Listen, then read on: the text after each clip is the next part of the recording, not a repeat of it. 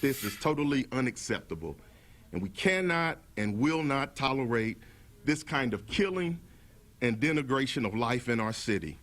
Indianapolis's religious community tonight is fired up. Its leaders, they're calling for peace again in the wake of back-to-back record years of homicides in the Circle City and 3 more already this year.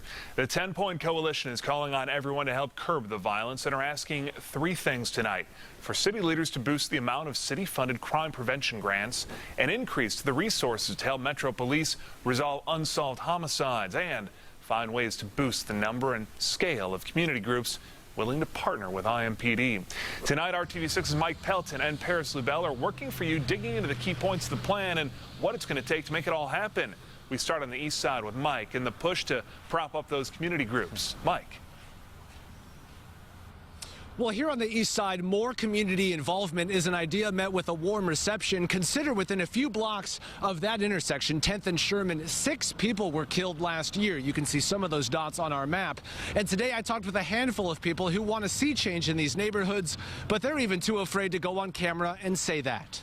I kind of look down, up and down the street and see who's walking towards me. 25 years living on the east side near 10th and Sherman, Brian Johnson knows how often crime occurs. You never know when somebody's going to try to rob you, or, or something may happen. After a record-breaking year for murders across Indianapolis, Brian welcomes the idea of increased community partnerships, and community leaders say fighting crime falls on all of us.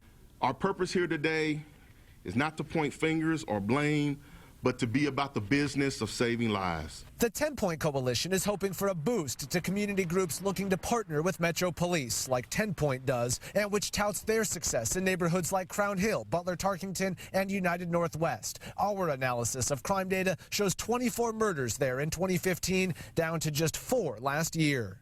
The drug trafficking hasn't stopped. We still have gangs in these neighborhoods, but we have been able to build a relationship with them that they are now helping us keep the peace.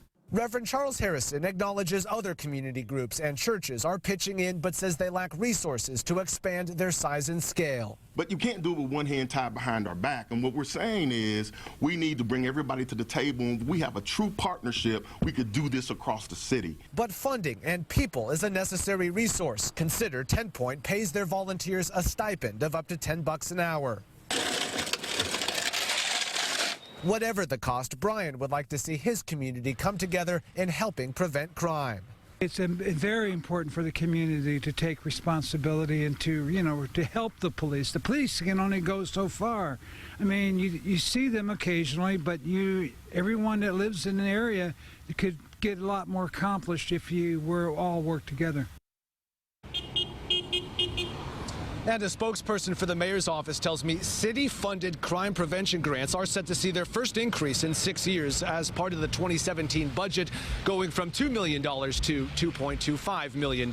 For now, we're live on the east side tonight. Mike Pelton, RTV6.